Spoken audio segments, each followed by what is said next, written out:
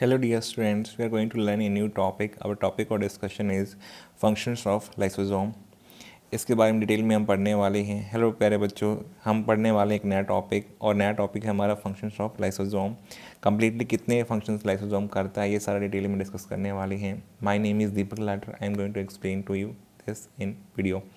Now let's start the video. First is the function of lysosome.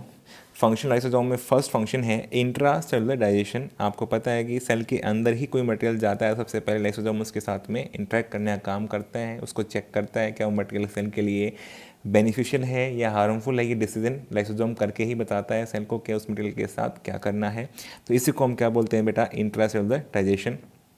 अगर इंट्रासेलुलराइजेशन बाहर से गए हुए मटेरियल का होगा तो इसे हम क्या बोलेंगे, हेट्रोफेजी। हो सकता है मटेरियल हार्मफुल हो तो उसको खा जाए, तो इसलिए क्या बोलेंगे, हेट्रो मतलब डिफरेंट, फेजी मतलब खा जाना। बाहर का मटेरियल को खा गई, डाइजेस्ट कर गई लाइसोसोम, तो क्या बोलेंगे, हेट्रोफेजी। और ये मैंने एक्सप्लेन किया हुआ है आपको, मैंने पॉलीमॉर्फिक सेल ऑर्गेनेल जब पढ़ाया था उसमें मैंने आपको हेट्रोफेजी बहुत डिटेल में एक्सप्लेन किया हुआ। आप उस वीडियो को जा करके देखें, आपको समझ में आ जाएगा। हेट्रोफेजी में वहाँ पे सॉलिड का ही मैंने डाइजेशन दिखाया था कि सॉलिड अगर अंदर गया तो क्या बनता है, फैगोजोम, और लिक्विड अंदर गया तो क्या बन सकता है, पिनोजोम। तो यहाँ पे मैंने सॉलिड का एग्जांपल लेके आपको समझाया हुआ है उस पॉलीमॉर्फिक सेल ऑर्गेनेल वाले वीडियो में। आप लिक्विड को भी लेकर के समझ सकते हैं, उसमें भी सेम प्रोसेस होने वाली है। तो लिक्विड अंदर गया तो पिनोजोम, क्योंकि ऑलरेडी हम ये सारी प्रोसेस पढ़ चुके होते हैं कि सेल के अंदर अगर सॉलिड जाता है उसे फैगोसाइटोसिस कहते हैं, लिक्विड गया उसे बोलते हैं पिनोसाइटोसिस। तो उसी के ये ड्राइव्ड फॉर्म है।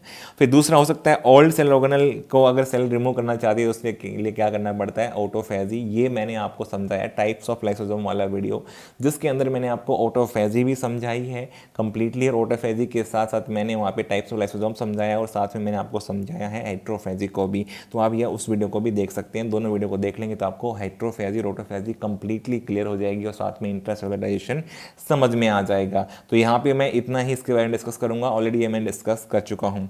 फिर सेकंड फंक्शन आता है बेटा एक्स्ट्रा सेलुलर डाइजेशन।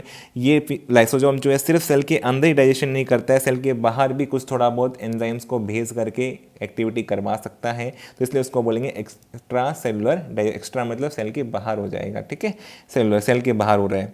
तो यहाँ पे एक एग्जांपल लिया है मैंने, ऑस्टियोक्लास्ट। ऑस्टियो वर्ड आपको समझ में आएगा, बोन से रिलेटेड होता है, क्लास्ट मतलब ईटिंग, तो बोन ईटिंग सेल को हम बोलते हैं ऑस्टियोक्लास्ट। जैसे यहाँ पे मैंने एग्जांपल लिया, एक बोन है, बोन में मान लो डेवलपमेंट हो रहा था, कोई एक्स्ट्रा मटेरियल डिपॉजिट हो गया है जो कि सेल के ये यहाँ पे काम का नहीं होगा, इसके लिए यूजफुल नहीं है, बाद में प्रॉब्लम करेगा, क्योंकि यहाँ पे मसल से लिगामेंट जुड़ने हैं बोन के साथ में, तो उनके अटैचमेंट में प्रॉब्लम क्रिएट करेगा।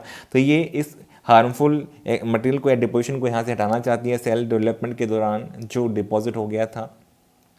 तो यहाँ पे क्या करेगी, इसकी बोन ईटिंग सेल जो अंदर से सेल्स थी वो बाहर की तरफ एंजाइम को एक्टिव करके रिलीज करेंगे। आपको पता है जब लाइसोसोम के अंदर एंजाइम बनते हैं तो एंजाइम इनएक्टिव फॉर्म में होती है। और पीएच कितनी होती है, पीएच कितनी होती है ये आप बताना, पीएच कितनी है, 6 होती है, ठीक है। 6 पीएच पे एंजाइम इनएक्टिव रहते हैं।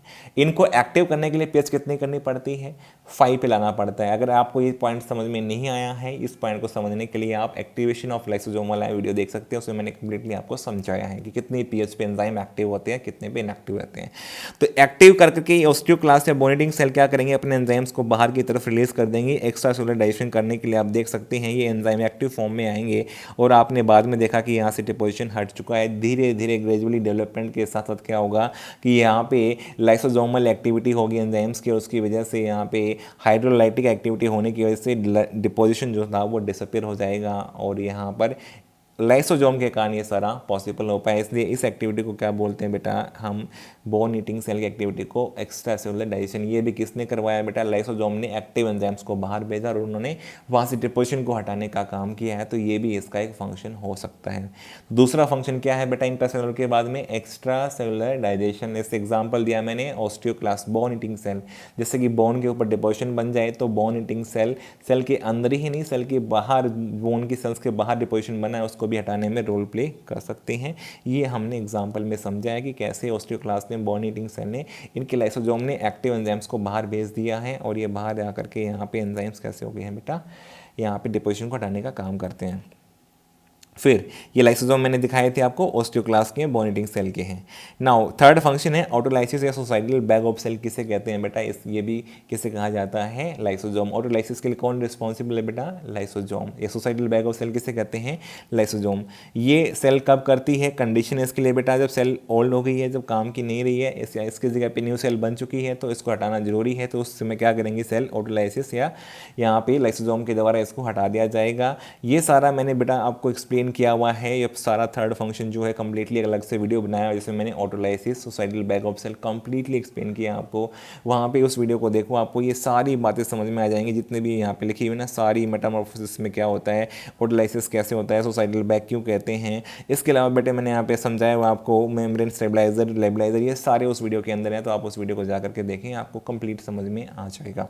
फिर यहाँ पे जो है ये तीन ही फंक्शन थे, यहाँ पे तीनों फंक्शन मैंने एक्सप्लेन कर दिए। तो पहला फंक्शन अगर मैं आपको रिकॉल करवाऊँ तो पहला फंक्शन क्या होगा, पहला फंक्शन क्या होगा बेटा, यहाँ पे लाइसोसोम का इंट्रासेलुलर डाइजेशन, और जिसमें दो एक्टिविटी हो सकती है, हेट्रोफेजी और ऑटोफेजी। हेट्रोफेजी में दो टाइप हो सकते हैं, या तो फेगोसोम होगा फेगोसाइटोसिस के द्वारा, या फिर क्या होगा, पिनोसोम बनेगा पिनोसाइटोसिस के होने के कारण। ठीक है, ये दोनों मैंने आपको एक्सप्लेन कर चुका हूँ ऑलरेडी में। फिर मैंने क्या समझाया आपको, एक्स्ट्रासेलुलर डाइजेशन का एग्जाम्पल समझाया, ये भी लाइसोसोम कर सकता है। और तीसरा मैंने आपको क्या समझाया बेटा, यहाँ पे तीसरा मैंने आपको समझाया है ऑटोलाइसिस और सोसाइटल बैग ऑफ सेल, आपको यहाँ पे समझाया है। और ये सारे इस वीडियो के अंदर आपको देखने को मिलेंगे, ये सारे आप कंप्लीटली समझ चुके होंगे। अगर वीडियो आपको अच्छा लगा तो वीडियो को लाइक करो, कमेंट करो। अगर चैनल पे नए हैं, पहली बार आए हैं, सब्सक्राइब करो, share with your friends. Thank you for watching the video.